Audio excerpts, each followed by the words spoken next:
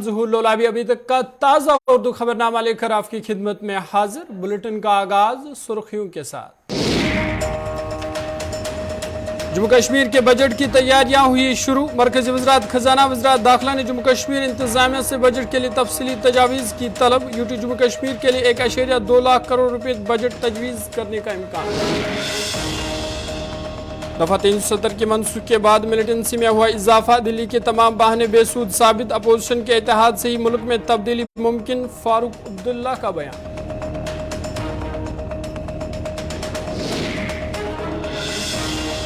वादी कश्मीर में खुश्क मौसम के बीच सर्दी में लगातार शिद्दत। 8 और 9 जनवरी को बर्फबारी और बारिशों की पेशगोई। लद्दाख शाहरा और मुगल शाहरा एहतियाती तौर ट्रैफिक के लिए बंद।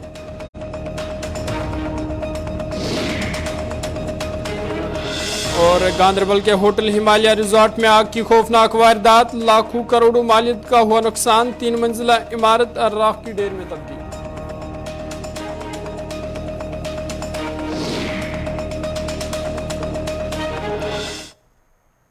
सुर्खियों के बाद खबरें तफसीलात के साथ। जम्मू कश्मीर के बजट की तैयारियां शुरू हो गई है। मरकजी वज़रात खजाना वज़रात दाखिला ने बजट के लिए तफसीली तजावीज़ात तलब की है, जिसमें यूटी जम्मू कश्मीर के लिए 1.2 लाख करोड़ रुपए बजट तजवीज़ करने का इम्कान है। इस हवाले से हुकाम नए मनसूबों और कामों पर तबादला ख्याल करने के लिए मुलाकात कर रही है। आपको बता दें, जम्मू कश्मीर का लगातार चौथा बजट होगा जो पार्लियामेंट में पेश किया जाएगा। मरकजी वज़रात खजाना और दाखिला ने जम्मू कश्मीर इंतजामिया से आइंदा माल साल 2023-24 के सालाना बजट में शामिल करने के लिए तफसीली तजावीज़ तलब की है, जो मार्च में पार्लियामेंट के बजट इजलास के दूसरे निस्फ में पेश होने की उम्मीद है। और बताया जा रहा है कि जम्मू कश्मीर इंतजामिया तजावीज़ के साथ तकरीबन तैयार है। मरकजी हुकूमत का सालाना बजट आमतौर पर 31 जनवरी या 1 फरवरी को किया जाता है और इंतजामिया को तवक्को है कि यूटी जम्मू कश्मीर का मौजूदा साल का बजट 1.12 लाख करोड़ रुपए का था और अगली माली साल के लिए 1.20 लाख करोड़ तक पहुंच जाएगा। न्यूज़ रूम चलेंगे, जहां हमारे एग्जीक्यूटिव एडिटर इशफाक गौर हमारे साथ है। इशफाक, क्या कुछ मज़ीद तफसीलात है, इस हवाले से अपडेट कीजिएगा। देखिए, जहाँ तक बजट की हम बात करें तो दाखिला वजारत और वजारत खजाना ने बैक वक्त जो है वो जम्मू कश्मीर का रुख कर लिया है और जम्मू कश्मीर इंतजामिया से प्रपोजल्स मांगे हैं बजट के लिए, डिटेल प्रपोजल मांगा है ताकि बजट एलोकेशंस को जो है वो फाइनल किया जाए। एक तो ये है।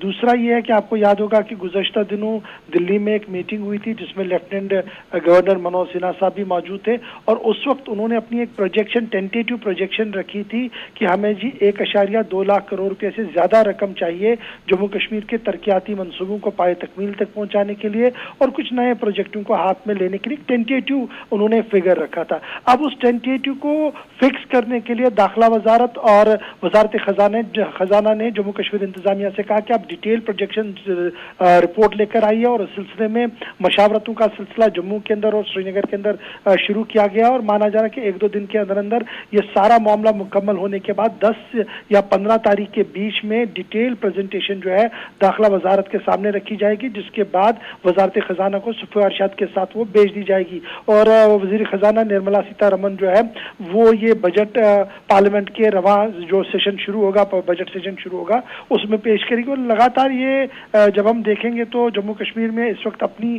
सरकार है नहीं, यानी पॉपुलर गवर्नमेंट है नहीं, तो 2018-19 में लास्ट बजट पेश किया गया था डॉक्टर हसीब राबू की तरफ से। उसके बाद कंटिन्यूसली जितने भी बजट आए वो दिल्ली से ही आए हैं और उन सभी बजट के अंदर बिल तरतीब आपको जो है वो इजाफा देखने को मिला है। जीरो डेफिसिट बजट भी आया और फिर उसमें इजाफा भी देखने को मिला है। तो इस बार लेकिन एक शिकायत जो इस वक्त सामने आ रही है, जो हम चैम्बर ऑफ कॉमर्स, इंडस्ट्रीज और दीगर लोगों से लगातार पता करने की कोशिश कर रहे थे, वो यही है कि मशावरत अभी तक पूरी तरह से नहीं हो पाई है। नो डाउट कि कुछ लोगों के बातें लेफ्टिनेंट गवर्नर साहब से हुई है, जिनमें चैम्बर के लोग हैं, कॉमर्स के लोग हैं, इंडस्ट्रीज के लोग हैं, लेकिन जो बड़े पैमाने पर स्पेसिफिक होता था कि हमने जी यहाँ पर इस मामले पर गुफ्तगू करनी है और आप अपनी सिफारिशात लेकर आए। छोटे ट्रेडर अंजुमनों से भी पूछा जाता था, बड़े ट्रेडर अंजुमनों से भी पूछा जाता था, शायद वो अभी तक मुकम्मल नहीं हुआ है, उसमें थोड़ा सा वक्त लग सकता है क्योंकि लास्ट टाइम हमने देखा था कोविड की वजह से वो नहीं हो पाया था। इस बार वो कैसे होगा, क्यों कैसे नहीं होगा, उस हवाले से खजाना वजारत की जो गाइडलाइंस है उसको भी फॉलो करना होगा। लेकिन फिलहाल खबर यही है कि 1.2 लाख करोड़ से ज्यादा बजट टेंटेटिवली हो सकता है जम्मू कश्मीर का, और ये एक राहत होगा क्योंकि हमने देखा है जब जीएसटी की हम बात करते हैं तो इस बार हमारी जीएसटी कलेक्शन जो एंडिंग दिसंबर में थी वो भी बढ़ी हुई थी, और जिसके बाद ये अंदाजा लग रहा है कि जनाब हमारे बीडीसी, डीडीसी, पंचायत सारे इलेक्शंस मुकम्मल है, और जो फंडिंग हमारी पिछले कई सालों से रोकी आ रही थी वो इस बजट में नहीं रुकेगी। इशफाक, अगर हम पिछले साल की बजट करें और इस साल की बजट करें तो इस साल के बजट में क्या कुछ खास नया होगा? देखिए, अभी एक्सपेक्टेशन ये करना कि नया क्या होगा ये काफी मुश्किल होगा, क्योंकि थोड़ा सा इंतजार करना होगा जब प्रोजेक्शंस सभी डिपार्टमेंट्स की जाएंगी। आपको याद होगा कि चीफ सेक्रेटरी ए के मेहता साहब ने भी गुज़श्ता दिनों मीटिंग ली थी, उसने सभी एडमिनिस्ट्रेटिव सेक्रेटरी से कहा था कि वो अपने अपने इदारे, मातहत इदारों के प्रोजेक्शंस और कामयाबियां, हुसूलियाबियां और हदफ जो है वो सामने रखकर एक प्रपोजल सामने रखे। अभी जब वो कंप्लीट होकर आएगा, मैंने यही कहा कि 10 से 12 तारीख तक का इंतजार करना होगा। जब ये पूरा प्रोसेस मुकम्मल होगा उसके बाद ये अंदाजा लगाया जा सकेगा कि नए कौन से ऐसे प्रोजेक्ट हैं जिन पर मरकज के सामने गुहार लगाई जाएगी, फरियाद लगाई जाएगी कि इनकी फंडिंग की जाए, और जो ऑनगोइंग प्रोजेक्ट्स हैं वो कितने बचे हैं अभी, वो सारी डिटेल्स जो है वो 1-2 दिन के अंदर सामने आएंगी। लेकिन फिलहाल टेंटेटिवली जो मोटी मोटी बात है वो यही है कि 3 दर्जन से ज्यादा ऐसे प्रोजेक्ट्स हैं जो पाए तकमील के लिए पैसा चाहिए, उसके साथ साथ ओपन मार्केट में जो पैसा लिया है उसको वापस करने के लिए भी एक बंदोबस्त करना है, और फिर ट्रांसमिशन लाइन्स और आईटी सेक्टर पर सबसे ज्यादा फोकस है। हेल्थ इंफ्रास्ट्रक्चर को मजीद बेहतर बनाने के लिए फोकस किया गया है। तो इस तरीके से काफी ऐसे प्रोजेक्ट है जो रियासती इंतजामिया अपने तरीके से चला रही है, और मरकजी मामलत वाली स्कीमों को लेकर भी एक लाहिदा तौर पर काम करने की जरूरत है। चलिए, बहुत बहुत शुक्रिया तफसीलात फराहम करने के लिए। बजट के हवाले से बात कर रही थी इशफाक गवर, और इनका कहना था कि जम्मू कश्मीर के बजट के हवाले से तैयारियां शुरू की गई है। आगे बढ़ते हैं। बीजेपी 11 जनवरी को जम्मू में पूर्व मंडल रोड पर अपने ओहदेदारों, सीनियर लीडर बिशमुल साबिक वज़रा, साबिक कानून साजू, जिले सुदूर मोर्चा के सरबराहान की एक अहम मीटिंग करने जा रही है, जिसके कोर ग्रुप मीटिंग होगी।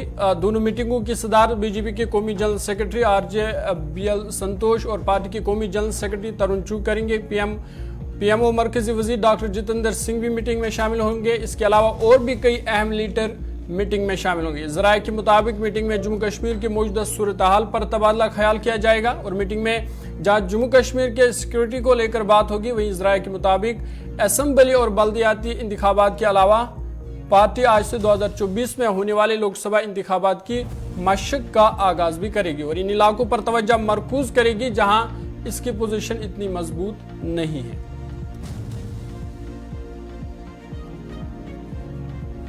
न्यूज रूम चलेंगे जहां हमारे सीनियर न्यूज एडिटर सनम एजाज हमारे साथ है। सनम, क्या कुछ मजीद तफसीलात है इस हवाले से अपडेट कीजिएगा कि कौन कौन लीडर इसमें शामिल हो सकते हैं और किन मुद्दों को लेकर इसमें बात हो सकती है?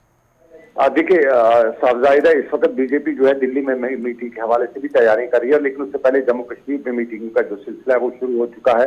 और आज बीजेपी की जो कोर कमेटी की मीटिंग है जो जम्मू कश्मीर के रिलेटेड है, जो उनकी जो हाई प्रोफाइल मीटिंग है उसमें एक तो 2 मरकजी लीडरान है, उसके साथ साथ जम्मू कश्मीर से जो डॉक्टर जितेंद्र सिंह है वो भी इस मीटिंग में शामिल है। और ये उसके साथ जो जम्मू कश्मीर में इनके जो प्रभारी या जितने भी हैं वो भी जो है वो भी इस मीटिंग के हवाले से, क्योंकि 3 मीटिंग्स होने जा रही है। एक तो है कि जो आज के कल की मीटिंग है उस हवाले से, 8 तारीख की मीटिंग है उस हवाले से जो है वो एजेंडा तय किया। दूसरी 11 की जो मीटिंग है उस हवाले से भी एजेंडा तय किया जा रहा है। और फिर आज की इस मीटिंग में जो है ये जो है ग्राउंड की सिचुएशन असेस की जा रही है, और ग्राउंड सिचुएशन में क्या एक तो जम्मू कश्मीर में जो हालिया किलिंग है उस पर डिस्कस किया जा रहा है। उसके साथ साथ जो है बजट आने वाला है उस पर भी ये लोग तैयारी करें, और साथ साथ में जो आने वाले जो दिल्ली में इनकी बैठक हो गई उस पर ये है गौर खोज किया जाएगा कि क्या जब ये दिल्ली जाएंगे तो क्या प्रपोजल, क्या प्रोजेक्ट लेके जाएंगे। ये सारे मामला जो है वो जम्मू कश्मीर में इस वक्त हो रहे हैं, और इस मीटिंग के ही पस मंजर में 2 बड़ी मीटिंग्स जो हैं वो दिल्ली में होने जा रही हैं। और इसमें अगर देखा जाए तो इस वक्त जम्मू कश्मीर से लेकर दिल्ली तक बीजेपी चुनाव की बात भी करी है, लेकिन सबसे ज्यादा मुद्दे जो इस वक्त बीजेपी के पास हैं वो बेरोजगारी का मुद्दा है, उस पर बात है ग्राउंड पे। उसके साथ साथ जम्मू कश्मीर में अगर देखा जाए तो एम्प्लॉयज वगैरह जो मुख्तलिफ मुलाजिम वगैरह हैं जो हड़तालों पे, स्ट्राइक्स वगैरह पे, वो उनके मुद्दे पे हैं, जिसमें क्या फैजल भी हैं, डेली वेजर भी हैं, आरके भी हैं, रहबर खेल हो या रहबरी जंगलात या जितने वो रहबर हैं वो हैं। तो ये सारे मुद्दे जो बीजेपी उन मुद्दों पे डिस्कस कर रही है, लेकिन सबसे बड़ा मुद्दा इस टाइम जो है वो उसके से जो पिछले दिनों राजौरी में किलिंग वगैरह हुई उसको लेके भी है, और जम्मू कश्मीर के सिक्योरिटी स्टडी पर भी इन मीटिंगों में खास तौर पे जो है ख्याल रखा जा रहा है। चलिए, बहुत बहुत शुक्रिया तफसीलात फराहम करने के लिए। 11 जनवरी को ये मीटिंग होगी जिसमें बीजेपी के सीनियर लीडरान शामिल होंगे और ख़ासकर जम्मू कश्मीर की सूरत हाल को लेकर खुसूसी बातचीत होगी। आगे बढ़ते हैं, आपको बता दें जम्मू कश्मीर के साबिक वज़ीर आला मरहूम मुफ्ती मोहम्मद सईद की आज 7वें बरसी मनाई जा रही है। इस मौके पर अनंतनाग बीच बिहारा में वाक़ा मुफ्ती मोहम्मद सईद के मज़ार पर PDP के सीनियर लीडरों की अच्छी तादाद इस वक्त मौजूद है। खबर है कि अब से थोड़ी देर बाद मुफ्ती सईद की दख्तर महबूबा मुफ्ती अपनी वालिद की मज़ार पर पहुंचने वाली है, जहां गुलपोशी के बाद फातिहा ख़वानी होगी और मुफ्ती मोहम्मद सईद के हक़ में दुआ मांगी जाएगी। तस्वीरों में आप देख सकते हैं कि PDP के लीडर और साबिक वज़ीर महबूबा मुफ्ती का इंतज़ार कर रहे हैं। अनंतनाग आपको लिए चलेंगे जहां हमारे नुमाइंदे फ़िदा हुसैन इस वक्त ग्राउंड ज़ीरो पर हमारे साथ है। फ़िदा, क्या कुछ मज़ीद तफसीलात है, तब अपडेट कीजिएगा, और क्या महबूबा मुफ्ती साहिबा वहां पहुंच गई है? देखिए, इंतजार महबूबा मुफ्ती जी का ही है कि कुछ ही देर के बाद महबूबा मुफ्ती जो है अपने वालिद के मकबरे पे पहुंचेगी और फातिहा खानी करेगी।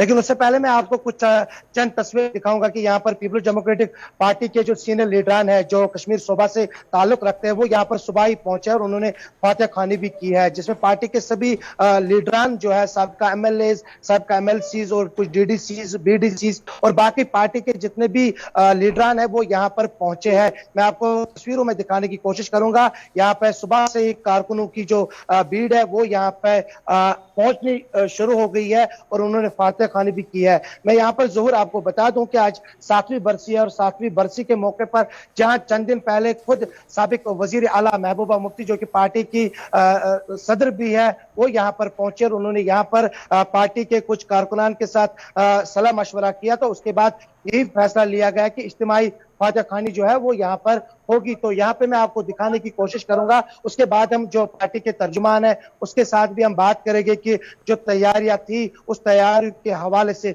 लेकिन जी जोर, सबसे पहले मैं यहाँ पे जो पार्टी के तर्जुमान है इनसे हम बात करेंगे। ये बताइए कि आज जो इज्तिमाई फातिहा खानी यहाँ पे सुबह से हमने देखा यहाँ पे, तो हालांकि कारकुनान के साथ साथ पार्टी के बाकी लीडरान भी है, तो क्या कहेंगे आप इस मामले में? देखिए, आज मुफ्ती साहब की 7वीं बरसी है। मुफ्ती साहब न सिर्फ जम्मू कश्मीर के कदावर लीडर रहे हैं बल्कि उनका शुमार बरसगीर के बड़े रहनुमाओं में होता है। मुफ्ती साहब ने हमेशा कश्मीरियों के दर्द की अक्कासी की है। आपको याद होगा जब भी मुफ्ती साहब की हुकूमत बनी है यहाँ पर, तब तक एक पुरसुकून माहौल यहाँ पे क्रिएट हुआ है। ये क्यों हुआ है?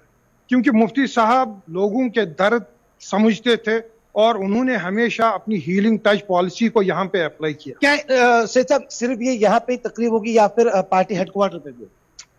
जी, पार्टी हेडक्वार्टर पे भी होगी और दीगर जो रियासत के दूसरे जो डिस्ट्रिक्ट हैं वहाँ डिस्ट्रिक्ट लेवल पे भी ऐसी ही तकरीबात। तो क्या सबसे बड़ी तकरीब यहाँ पर ही है? हाँ, यहाँ पे सबसे बड़ी तकरीब होगी क्योंकि यहीं पे मुफ्ती साहब दफन है और इंशाल्लाह यहाँ पे जो हमारी सदर साहिबा हैं वो भी यहीं पे आ रही है। तो जोर, क्योंकि यहाँ पे इंतजार, जैसे कि मैंने आगाज में भी कहा कि इंतजार महबूबा मुफ्ती जी का है कि वो कुछ ही देर के बाद यहाँ पर पहुंचेगी। लेकिन जो तांता बंधा हुआ है सुबह से ही पार्टी कारकुनों के साथ साथ पार्टी के जो लीडरान है वो यहाँ पर पहुंचे हैं। फिर से मैं तस्वीरों में दिखाऊंगा, यहाँ पे कोशिश करूंगा कि यहाँ से जो पार्टी के लीडरान है वो यहाँ पर पहुंचे हैं। तो क्योंकि बडगाम से भी कुछ लीडरान यहाँ पर पहुंचे, इनसे भी हम बात करेंगे। ये बताइए, आप बडगाम से पहुंचे यहाँ पर, तो इज्तिमाई फातिहा खानी, तो क्या कहेंगे आप इस सवाल से? आज 7वीं बरसी, आज 7वीं बरसी के मौके पर हम यहाँ पे आए हैं मुफ्ती साहब के मकबरे पे दुआए मगफरत देने के लिए। अल्लाह इसको मगफरत करे और अल्लाह ताला इसको अपने जन्नतुल फिरदौस में जगह अदा करे। तो इसलिए हमने आज डिस्ट्रिक्ट बडगाम से यहाँ पे अपने साथियों समेत तशरीफ लाया है। इंशाल्लाह आज हम यहाँ फातिहा खानी में शमूलियत करेंगे। तो अल्लाह ताला से हमारी यही दुआ रहेगी, अल्लाह ताला इसको मगफरत करे, अल्लाह ताला इसको आला जन्नत में मुकाम अदा करे। जोर पार्टी के और भी लीडरान हैं जिनके साथ हम बात करने की कोशिश करेंगे, क्योंकि 7वीं बरसी है और 7वीं बरसी के हवाले से जहां पे डॉक्टर महबूब बेग साहब, अब्दुल रहमान वीरी साहब, सरताज साहब के साथ साथ और बाकी डीडीसी चेयरमैन है सोफी अब्दुल गफ्फार साहब है। तो वीरी साहब ये बताएं कि बेग साहब आज 7वीं बरसी है, तो 7वीं बरसी के मौके पे यहाँ पे पार्टी लीडरान का इंतजार है, तो क्या ये जम्मू कश्मीर में हर जगह पे मनाई जाएगी या सबसे बड़ी तकरीब बिजबाड़ा में? नहीं, देखिए, हमने सिर्फ बिजबाड़ा में फातेह खानी रखी है, हमारा कोई सियासी प्रोग्राम नहीं है। हमने सिर्फ मौसम का देखते हुए, चिलाई कलाम को देखते हुए हमने सिर्फ यहाँ फातेह खानी के लिए अहम लोग बुलाए, और मुफ्ती साहब जो बानी थे हमारे, उनका ये दिन मनाने के लिए। वीरी साहब, क्योंकि आप साथी रहे। देखिए, ये एक तवारीखी दिन है जो हम मना रहे हैं आज। बिजबाड़ा तो यहाँ वो उनका मजार जो है वो यही है, इसलिए यहाँ तो गैदरिंग ज्यादा हुई, लेकिन लारी तमाम डिस्ट्रिक्ट हेडक्वार्टर्स पर पुंछ, राजौरी, जम्मू और कश्तवाड़, डोडा में भी मनाया जा रहा है इस दिन मुफ्ती साहब की बारसी का दिन। तो इसलिए ये पार्टी का एक मतलब अहम दिन होता है, इसलिए इस साल हमने बहुत ही कर्टेल किया, क्योंकि चिलाई कलान भी था और बाकी लोगों को दूर दूर एरिया से आना था, इसलिए हमने शादी किया। फिदा महबूबा मुफ्ती वहां पे कब तक पहुंच जाएगी और क्या उसके बाद ही फातेह खवानी की तकरीब जो है वो शुरू होगी? बिल्कुल ज़हूर, क्योंकि महबूबा मुफ्ती का ही इंतजार है, क्योंकि पार्टी के जो लीडरान है वो यहाँ पर पहुंचे हैं और उनसे हम जानने की कोशिश करेंगे कि कितनी देर में महबूबा मुफ्ती जी जो है वो यहाँ पे पहुंचेगी। अंजुरा साहब, कब तक पहुंचने की उम्मीद है? मुझे लगता है 10-20 मिनट तक वो पहुंच जाएंगी यहाँ पे। हाँ, तो तकरीब के हवाले से आपसे जानने की कोशिश। तकरीब ये सिर्फ यहाँ फातेह खानी है, हमारे कायद जनाब मुफ्ती मोहम्मद सईद साहब की बरसी है, आज 7वीं बरसी है, तो उस सिलसिले में यहाँ हमने फातेह खानी रखी है उनके मज़ार पे बिजबाड़ा में। तो इसी वजह से ये जो हमारी कारकुन हजरात हैं, जो साथी हैं, वो आज आए हैं मगफिरत के लिए। क्योंकि इन्होंने खुद भी कहा कि क्योंकि ठंड को देखकर, क्योंकि चिलाई कलान के 40 दिन चल रहे हैं, तो उसको मद्देनजर रखते हुए कोई बड़ा इज्तिमा यहाँ पे नहीं रखा है। तो जो पार्टी के कारकुनान चाहते थे वो यहाँ पर पहुंचे हैं और अब इंतजार है महबूबा मुफ्ती का। चलिए, बहुत बहुत शुक्रिया, बहुत बहुत शुक्रिया फिदा आपका तफसीलात फराहम करने के लिए। आपको बता दें कि आज मरहूम मुफ्ती मोहम्मद सईद के 7वें बरसी मनाई जा रही है और इस हवाले से पार्टी की लीडरान उनके मज़ार पर पहुंच चुके हैं और अब इंतज़ार है महबूबा मुफ्ती का, उसके बाद ही फातेह खवानी की तकरीब जो है वो शुरू होगी। आगे बढ़ते आपको बता दें, वस्ती कश्मीर के गांधरबल ज़िला के कोलनगुंड में होटल हिमालय रिजॉर्ट में ज़बरदस्त आग लग गई है। बताया जा रहा है कि कलांगुंड में वाक़ा बशीर अहमद वानी वल्दी महमूद यूसुफ वानी के होटल हिमालय रिजॉर्ट की छत पर आज सुबह आग लग गई और यह आग तीसरी मंजिल की छत से नमूदार हुई, जिसने तीसरी मंजिल को अपने लपेट में ले लिया। इतला के फौरन बाद आग बुझाने के लिए आदमियों और मशीनरी को काम पर लगा दिया गया है और बहुत जल्द आग पर काबू पाने के लिए पूरी उम्मीद है। इधर आखिरी इतला मिलने तक आग पर काबू पाने की कोशिश जारी थी और बताया जा रहा है कि आग की इस वारदात में करोड़ों मालियत के नुकसान का खदशा है।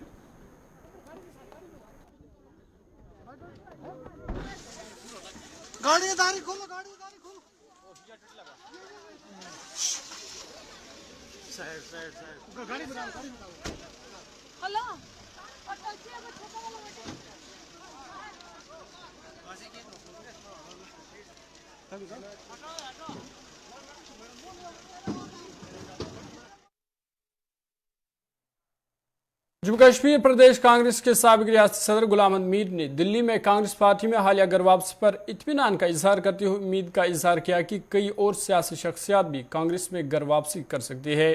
डीपी सरबराह गुलाम नबी आज़ाद का नाम लेते हुए उन्होंने बताया कि अगर आज़ाद भी कांग्रेस में घर वापसी करते हैं तो उनका शाइन निशान इस्तकबाल किया जाएगा। दोनों ऑप्शन उनके लिए है, चूंकि उनको किसी ने पार्टी से तो निकाला नहीं, अब वो खुद इस बात का गवाह है। अगर उनके 4 लोगों ने अंदर से कोई जायज़ आवाज़ उठाई तो उसने खटाखट कलम उठाया और एक्सपेल किया। मगर गुलाम नबी आज़ाद साहब के साथ में तो ऐसा कांग्रेस ने कभी नहीं किया, चाहे उन्होंने भी अंदर बैठकर कुछ उछल कूद की होगी, मगर कांग्रेस ने कोई ऐसा कदम नहीं उठाया। तो देयरफॉर आज के दिन पर दोनों ऑप्शन उनके लिए खुले हैं। वो भारत जोड़ो यात्रा में शामिल होकर मतलब आना चाहें तो वो तो हमने किसी का बैरियर तो बंद कर नहीं रखा है, और उसके बाद में जो कुछ उसके पास बचे हुए लोग हैं आज के दिन पर, हो सकता है उनमें भी अभी बहुत लोग होंगे जो इस बात का अंदर चर्चा कर रहे हैं कि 4 लोग आउट लेकर के फिर मिला क्या। तो उससे तो खाली कांग्रेस को नुकसान तो जरूर हुआ होगा उन जगहों पर, मगर डीएपी को भी कोई फायदा दिखाई देते हुए नहीं दिख रहा है। तो इसलिए उस बात का मंथन उनके अंदर भी हो रहा होगा। यहाँ की तरफ से कांग्रेस ने हमेशा वसी दिल दिखाया है, तो आज भी कांग्रेस का वसी दिल है और मिशन हमारा क्लियर है। भारत जोड़ो यात्रा कोई छुपी हुई नहीं, पर्दे में नहीं है, खुल के है। तो वो आना चाहेंगे, मेरे ख्याल से सारी कांग्रेस पार्टी, सारी भारत जोड़ो यात्रा की टीम उनको वेलकम कर सकता है, बशर्ते कि उनका अपना फैसला वो बन जाए। ये जो आने की वाली बात कर रहे हैं, आप यात्रा में आने के लिए, पार्टी में आने नहीं, मैं दोनों चीज के लिए कर रहा हूं, पर पहला पड़ाव तो भारत जोड़ो यात्रा है, उसके बाद दूसरा पड़ाव भी अपने आप खुल सकता है। जम्मू कश्मीर नेशनल कॉन्फ्रेंस के सदर फारूक अब्दुल्ला ने रमेश्वर तमिलनाडु में साबिक सदर जमहूरिया हिंद मरहूम डॉक्टर APJ अब्दुल कलाम के मकबरा पर जाकर फातिहा ख्वानी की और गुलबारी की। इसके बाद वो मरहूम के बरादर अकबर मोहम्मद मथू मीरा लेबिया मरकियार, जो गुज़िश्ता साल इंतकाल कर गए थे, के घर गए और वहाँ उनके अहल खाना दीगर रिश्तेदारों से मुलाकात की। इस मौका पर उन्होंने दोनों मरहूमीन के हक में दुआई मगफिरत और कलिमात अदा किए। डॉक्टर फारूक अब्दुल्ला ने तमिलनाडु में ज़राए इब्लाग की नुमाइंदों से बात करते हुए कहा कि ये वो जगह है जहाँ मेरे वालिद को कई बरसों तक कैद रखा गया था। मैं पिछली बार 1984 में यहाँ आया था। उस वक्त वजीर आला रामचंद्रन और मदर टेरेसा वहाँ मौजूद थे और ये घर मेरे वालिद के लिए वक्फ था। मैं यहाँ आना चाहता था और इसे दोबारा देखना चाहता था। जम्मू कश्मीर की सियासी सूरत हाल के बारे में बात करते हुए डॉक्टर फारूक अब्दुल्ला ने कहा कि जम्मू कश्मीर को खुसूसी दर्जा देने वाले दफ़ा 370 के मंसूबे के बाद मिलिटेंसी के खात्मे की कोई मदद नहीं मिली, बल्कि इसके बरक्स इसमें इजाफा हुआ है। जम्मू कश्मीर की खुद पोजीशन छीनने के लिए जो बहाने बनाए गए और प्रोपेगेंडा फैलाया गया, वो सब बेसूद साबित हुआ। अपोजिशन के इत्तेहाद की बात करते हुए डॉक्टर फारूक अब्दुल्ला ने कहा कि यह वाज़ह है कि सिर्फ मुत्तहिदा अपोजिशन ही तब्दीली ला सकती है।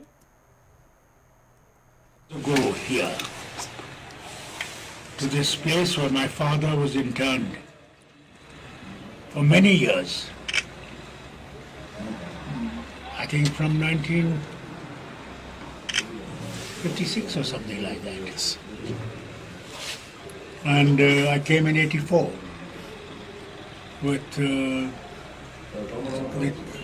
Chief Minister of that time, Ramachandran ji, and Mother Teresa.